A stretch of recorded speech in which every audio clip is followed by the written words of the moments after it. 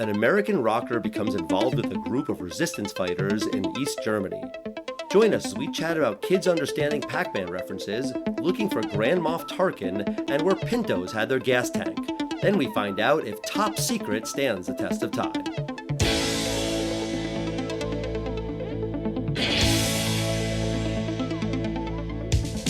Test of time, James and Alan have their say. Do the movies you love still hold up today? James says gladiator with the glut.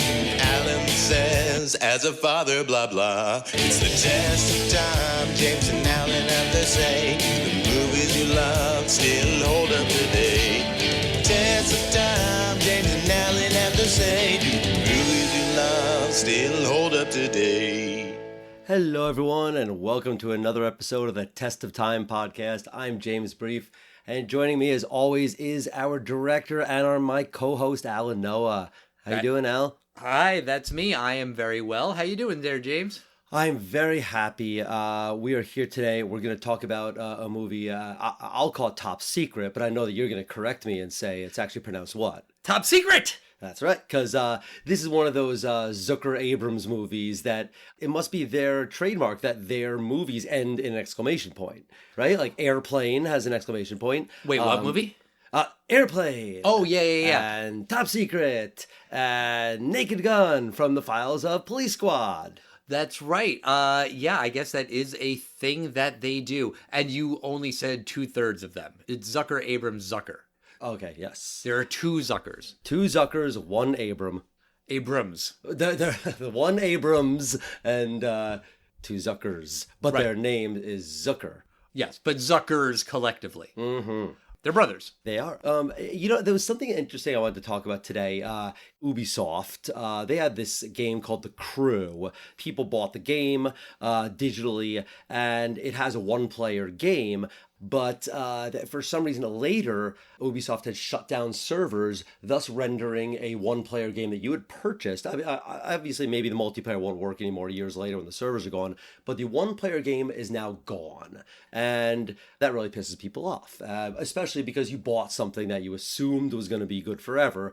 And another recent story that happened was the controversy over this wildly popular game. It's the hugest success since, arguably since, say, Fortnite. This game called Helldivers 2. It's a game on, well, you're not in the PC gaming community, and also this game is a PlayStation exclusive. Not only has it been one of these runaway successes financially, but also critically. And it's just one of those things that everyone loves it. Everyone's having a great time with it.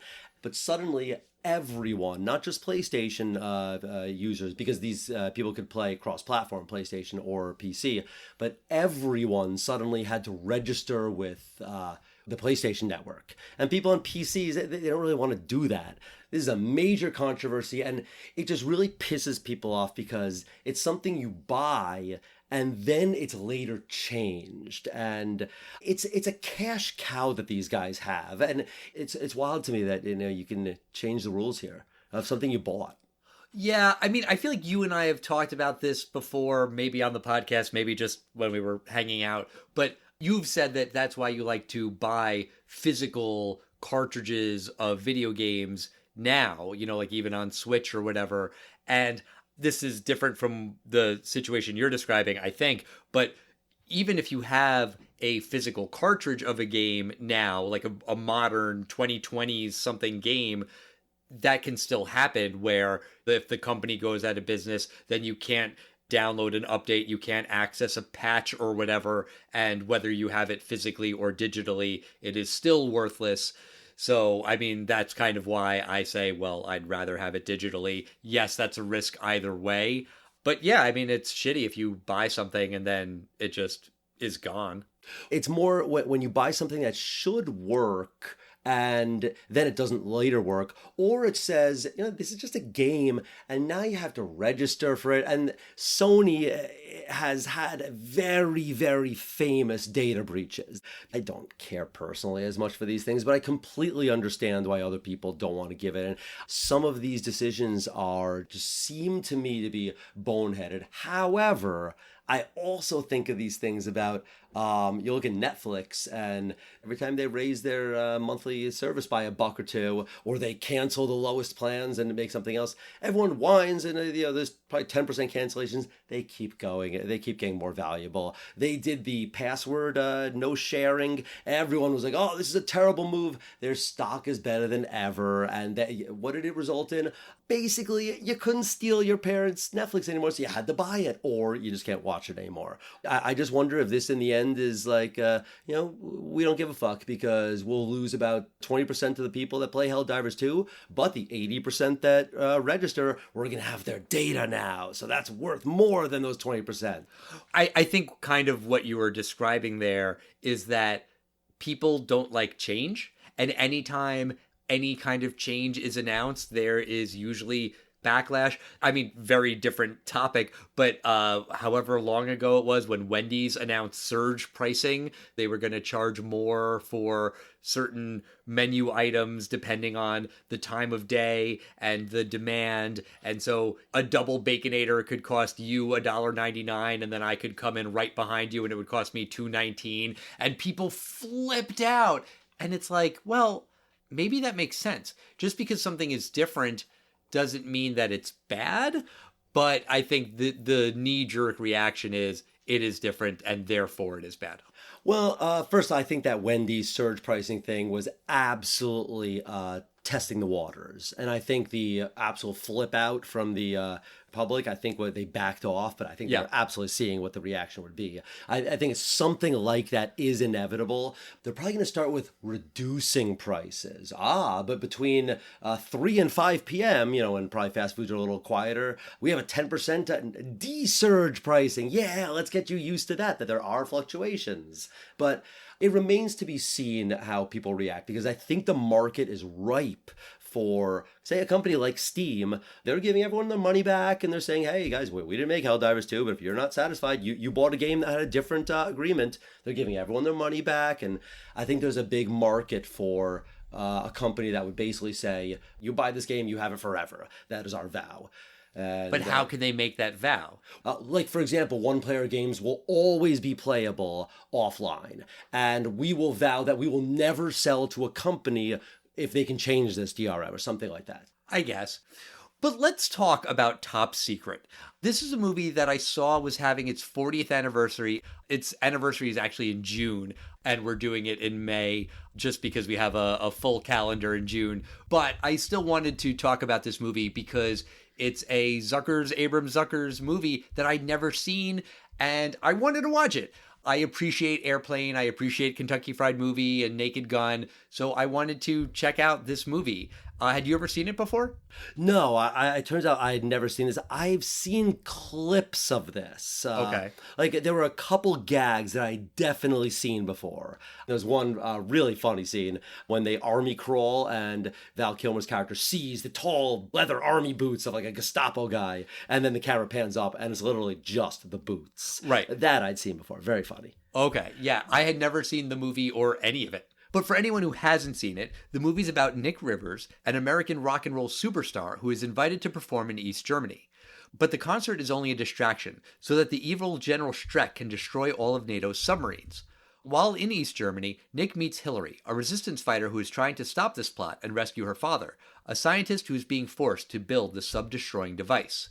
Nick and Hillary fall for each other, but soon discover that the secret leader of the resistance is Nigel, Hillary's former lover.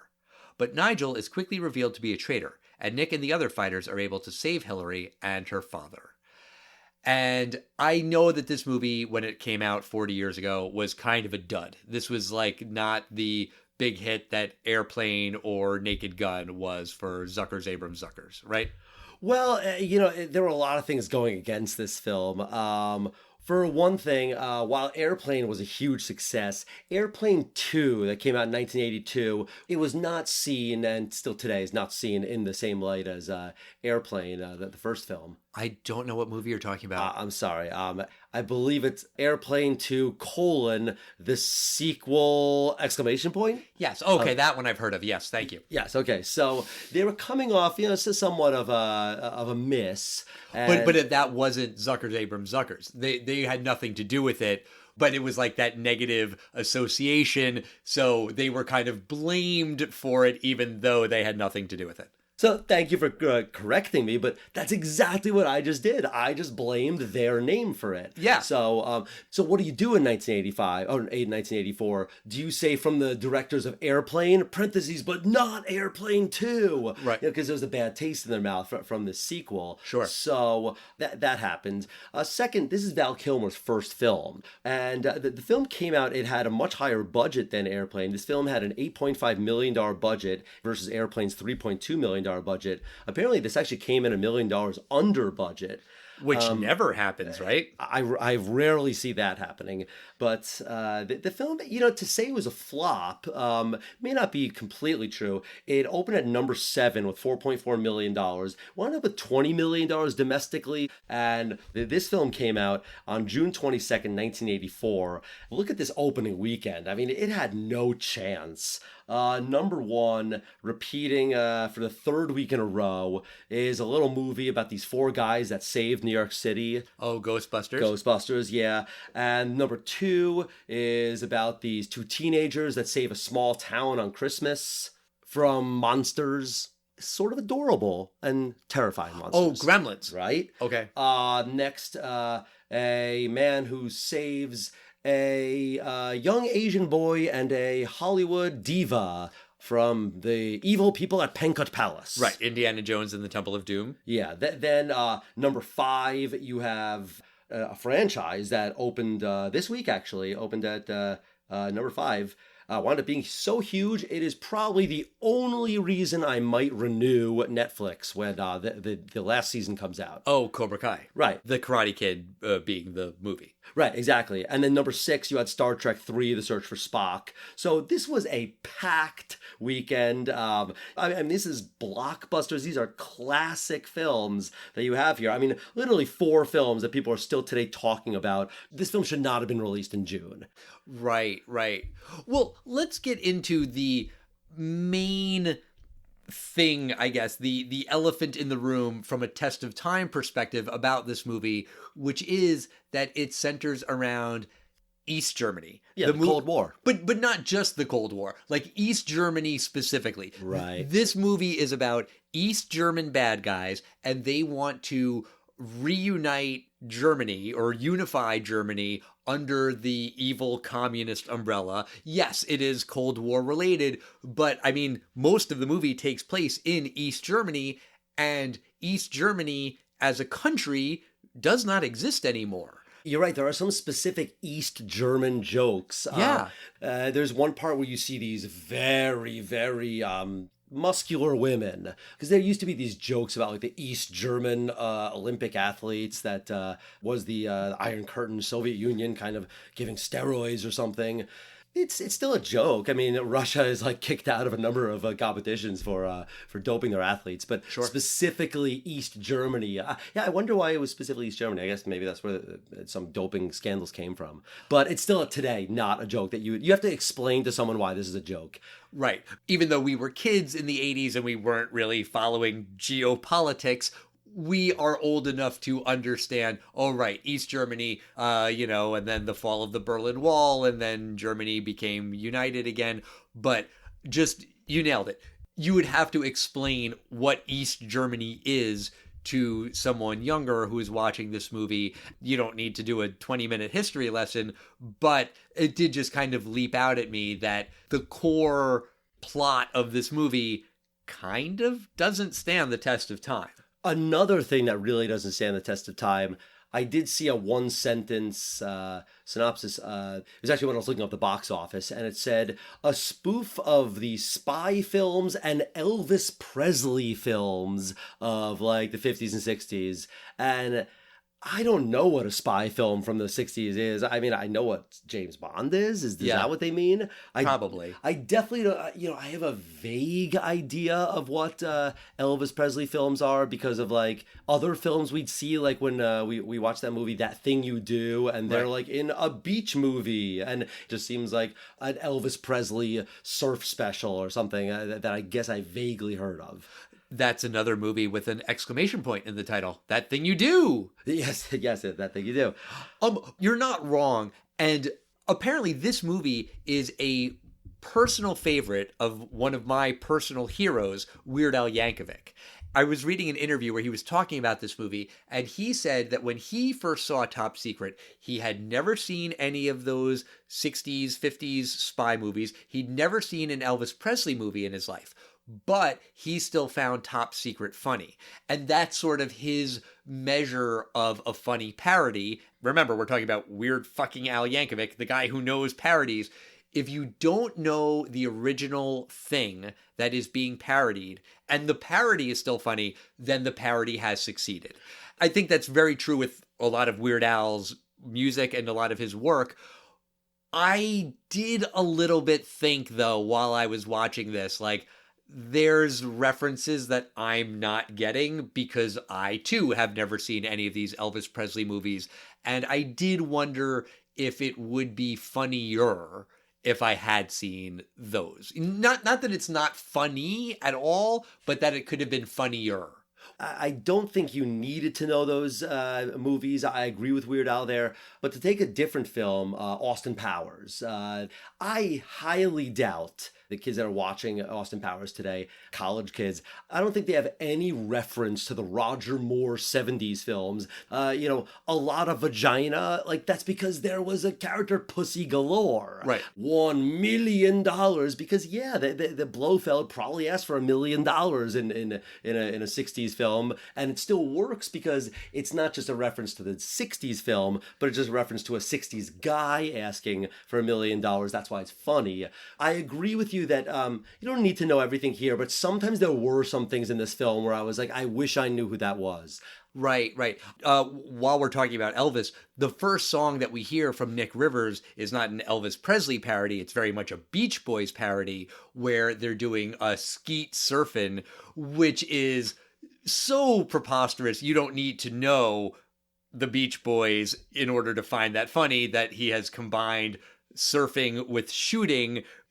These two things would never, ever, ever go together for all of the obvious reasons. Also, speaking of Weird Al has a song called Trigger Happy, which is not a parody of any one particular Beach Boys song, but it's very much a Beach Boys style song that's all about guns and the love of guns, and this guy's crazy about guns and he is trigger happy, hence the song title, which I have to assume was at least partially inspired by this movie, especially considering that he has talked about how much he loves Top Secret.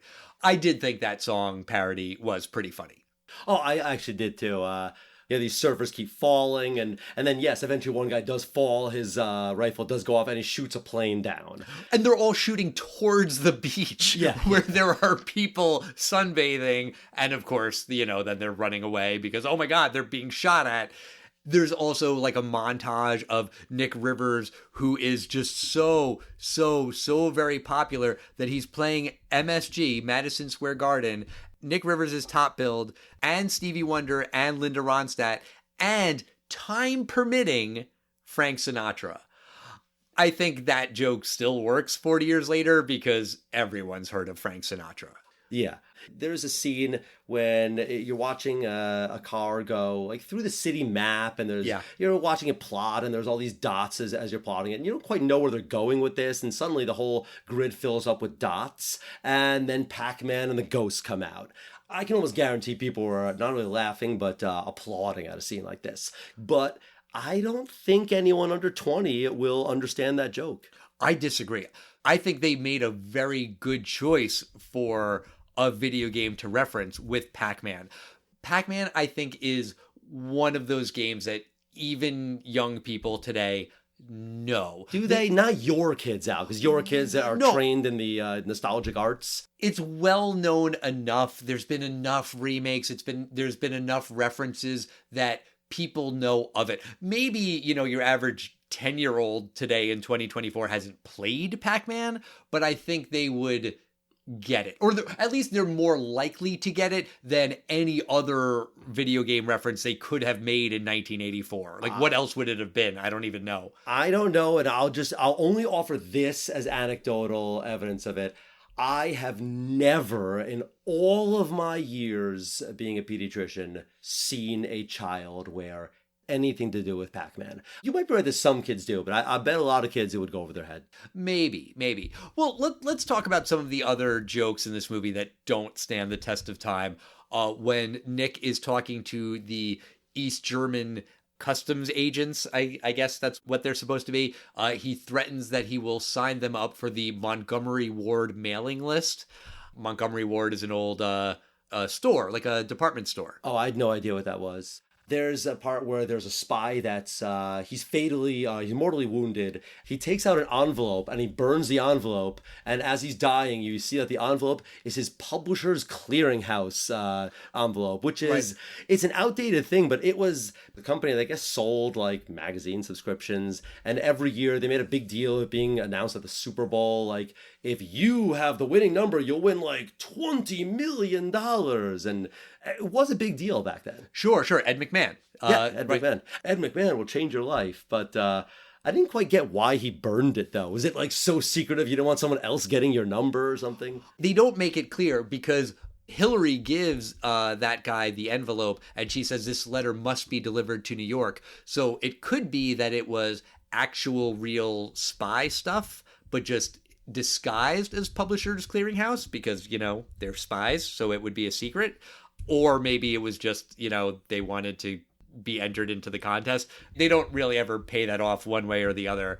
There's also a joke about Ripple, the fortified wine that was a big deal in the 80s. I think I only know of that because of Weird Al also. I think he made a joke about Ripple in some song or maybe from The Simpsons or something. I've heard it before, but it's a joke in the movie where Nick orders the finest champagne and they give him the 84 vintage Ripple and then they pour it and then he gets up and it like shatters the glass because it's just acid, basically. You're kind of giving me a blank stare because you never heard of this. So never heard of it. And that's fine. Again, just as a joke that doesn't stand the test of time, that's a very specific reference that you get it or you don't. There's another joke that doesn't stand up because I didn't get the reference, but I found it very funny and wished that I understood the reference. Okay. There's a part here where the whole car full of the bad guys are chasing Val Kilmer, the good guys. And the bad guys, they're run off the road and the car slowly rolls to a stop. And it's actually the bad guys that they don't crash into a tree. They don't fall off the cliff. They actually survive very, very easily. The car is slowing down and there's a Ford Pinto in front of them. Right. And they touch the Pinto and then the whole thing explodes. But the part I found just really funny, there's a sound effect that like when they touch it, it goes ding, right. And then boom. And I found that very funny, but I had to kind of retroactively tell myself the joke. Oh, I'm going to just assume Ford Pintos like blew up a lot. They did. Do you know why? No, I don't really know anything about Ford Pintos except that they've been made fun of. That's all. Right. And I don't know that they blew up all the time, but they had their gas tank in the very back of the car. So that was why that if there was any kind of rear collision, they were more likely to catch fire. And this is obviously an exaggeration of that, but that is based on a real actual thing. Yeah, other jokes that don't really stand up today. The reference to the movie, The Blue Lagoon. There's a whole plot summary, not just a gag, referencing that. And The Blue Lagoon was a Brooke Shields movie where I think she's like 13 or 14 when they filmed this film. Something like that, yeah. And there's this very, very like blonde boy that she's with, and they're stranded on an island, and I think they fall in love and start having sex and stuff. Right. And in this film, they parody that, and so mostly people won't have references to it. And the male actor from that film, I happen to just have seen clips of the movie, so I know that he's supposed to look just like that guy, but mostly it would go over your head. Right. There's also a whole thing where Nick Rivers, the Val Kilmer character, says that he's not Mel Torme, a well-known songwriter, composer, well-known in 1984, not well-known 40 years later. There's a scene earlier where like he's talking with Hillary about TV shows, and she's talking about, well, there are good TV shows like the Mary Tyler Moore Show and MASH. Like there are names that are dropped in this movie that are just dated references. But I do think it's worth pointing out that there are a lot of jokes in this movie that I think do land 40 years later and have nothing to do with cultural references.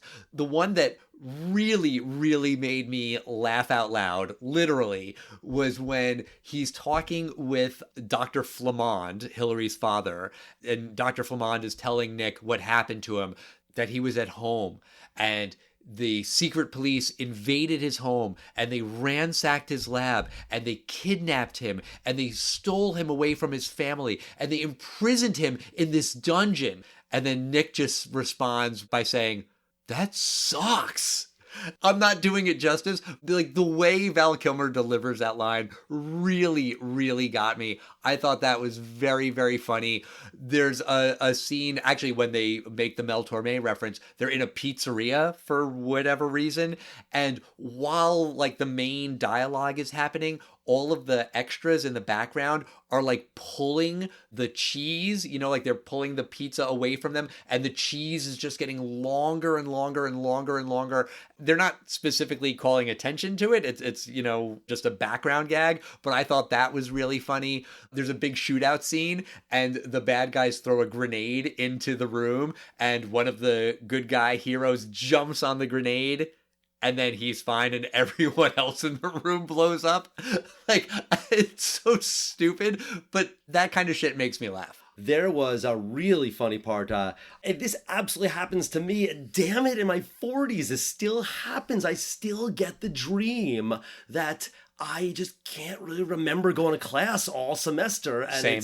It's the test. And as Nick Rivers is having this nightmare that does that blurry back to reality, oh, the dream's over, and he wakes up and realizes he's in the middle of being tortured by the East Germans, and he just goes, "Oh, thank God." Right, right. At least I'm not studying for my chemistry test. I thought that was very funny. In the beginning of the film, there's these Cold War guys, and they're talking about, you're going to kill these guys, and we're going to take over here. And this guy, it's a very subtle joke, but he has a stamp. Yes. And he stamps it down that says, "Find them and kill them." As if he says that so much that just make a stamp that does it, so I don't have to write it so much. Yes. When you mentioned the background joke that was just going on in the background with the cheese, I thought a hysterical joke. I don't know if you even noticed this one. There's a statue of an enormous pigeon. Yes, I did notice And that. then randomly, these tiny humans, fly down onto the pigeon statue and poop on it and then fly away. No, they pee on it. Pee on it, fine. And then the pigeon statue poops out a person. Because if it was a statue of a person, then the pigeons would pee and poop on it. I mean, that one I didn't think was as funny. One more that I do just want to call out, when the resistance fighters are talking about Nick and they're saying that Nick has really proven himself to be valuable because he knows where Dr. Flamond is hiding. And he says, "Well, it seems you have become, how do you say, indispensable?" And then Nick responds, "Indispensable."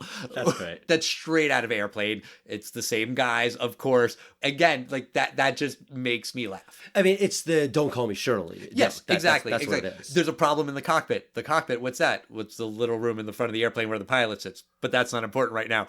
That will always, always, always be funny to me. Right. There's another part I thought that was very funny. There's the scene with some male ballerinas, and Yeah. you know, there's always a joke about how, you know, ballerinas or anyone that wears tight spandex, you know, male anatomy, you can see that. Right. But in this case, they're American football sized Yes, bulges. yes, they are comically large bulges. Yeah, at one point the ballerina is kind of jumping from dick to dick, you know, with all the male ballerinas.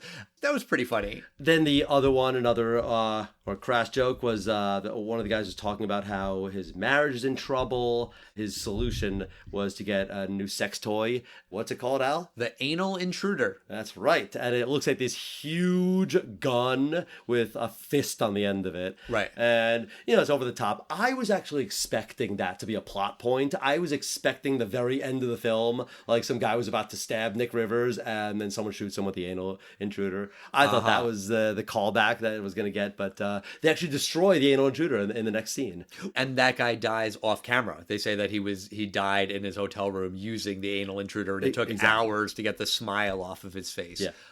I liked the French guys. Their names were like Sacre Bleu, Cordon Bleu, Baguette, and Deja Vu. Deja Vu. And it's like, haven't I met you before? Yeah. And I do love that because my father, raised in Paris, he says that Sacre Bleu is just, it's something that non-French people say is a French stereotype, but he's like, never did I ever hear anyone ever say the word Sacre Bleu. Chocolate Mousse is one of the French resistance fighters. Did he look familiar to you? No, who is that? He's the pirate from Raiders of the Lost Ark. When the Nazis get on the boat and he sniffs Marion's hair and says, she'll fetch a fine price. That guy. I recognized him instantly. And at the very end, another joke that I laughed at. I watched this with someone who, they also laughed but did not get the reference. But at the very end, when Nick and Hillary, they decided they've made their love speech to each other. And how does Hillary respond that she too is in love with Nick? Her boobs glow. I think it's a reference to E.T., right? Oh, I kind of didn't get that until you just said that, but sure, probably. Because E.T., his heart starts glowing when he he talks to Elliot. That's why I thought it was. I thought it was funny. I mean, you don't necessarily have to know the joke. He's like, they're in love and suddenly her boobs are red. It's kind of just somewhat of a joke there, but I think it was an E.T. thing, which, of course, today is just not, no one under 20 or 30 knows what E.T. is today, unless they, no, Al, I'm sorry. You're wrong. You're wrong. I am not wrong. There's a movie theater that shows old movies, and parents bring their kids to see these movies. Because they have to bring their kids, because no kids know them. Then the kids see it, and then they know it. Yeah. All right. As you're talking about the love between Nick and Hillary, it was also very funny to me when they're skydiving behind enemy lines and Nick kind of just goes past Hillary and then Hillary is like, Nick, wait. And then he kind of slows down while falling and then they catch up to each other and they have a very long heart-to-heart conversation. You and I have been skydiving. You know that you can't have a conversation with someone when there's just the air whooshing. But I thought that was pretty funny too. There was one thing I wanted to ask you about. I don't know if you noticed it when the movie started in the opening credits. Peter Cushing is in the opening credits. And I'm guessing you know that name, right? Yeah, he's Grand Moff Tarkin. Exactly. And the whole time I was watching the movie, I was like, where's Grand Moff Tarkin? I'm waiting for Grand Moff Tarkin. I didn't recognize him when he did actually show up. Do you know who he is? No. See? Okay, good. That makes me feel a little better. You missed him too. In that backward scene when it's filmed in reverse and they're all talking in reverse, and the joke with that one guy in the bookstore is he's holding the magnifying glass to his eye and he's got this big, huge, giant eye even after he removes the magnifying glass. But that's Peter Cushing. Wow. I didn't recognize him because of the big stupid eye thing, but I was like actively looking for Grand Moff Tarkin. And apparently for that gag in this movie, they had him do like a facial mold plaster thing. And however many years later, they used that when they digitally recreated Grand Moff Tarkin for Rogue One: A Star Wars Story, because it had been lying around in some studio in England or something for all of those years, and they actually did use that exact mold, which I think is fascinating. That's pretty cool. That's very cool. And apparently it was his final film appearance. Well, not really, though, because then there was Rogue One. Yeah, true. That's right. Kind of, asterisk, but kind of. Yeah. Well, Al, watching the film for the first time, do you think it stands the test of time? You know, I'm really kind of on the fence on this one. I was worried that this movie was going to be really, really stupid. And there are parts that are dated. We went over a lot of them. And I think there are more that we didn't mention. But overall, I did find it to be pretty funny.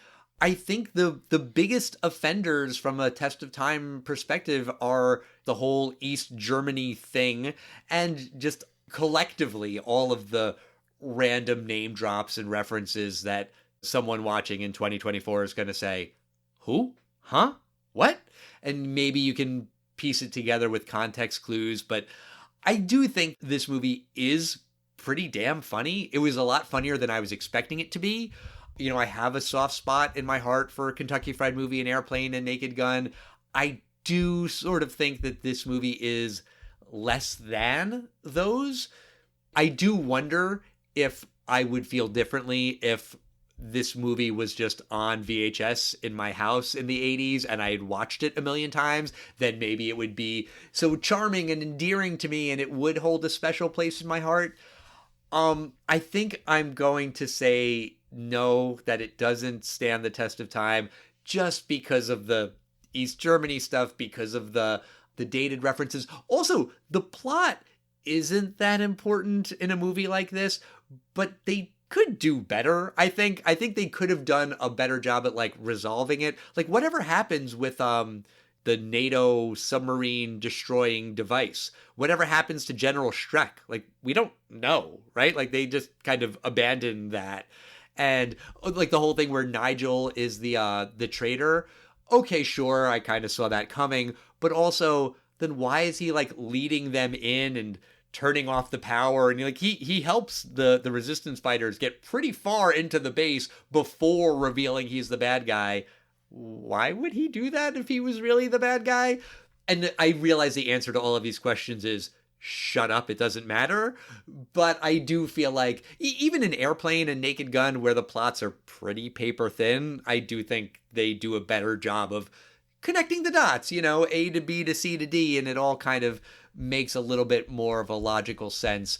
So I'm going to say that even though I enjoyed it and I'm glad I watched it and it did make me laugh several times, I'm going to say no to Top Secret. But what do you think, James? This film, I was just shocked how many times I laughed at it. There are some really groany things, and I didn't understand the references, but if you do like the Zucker Abrams movies, it's a lesser one.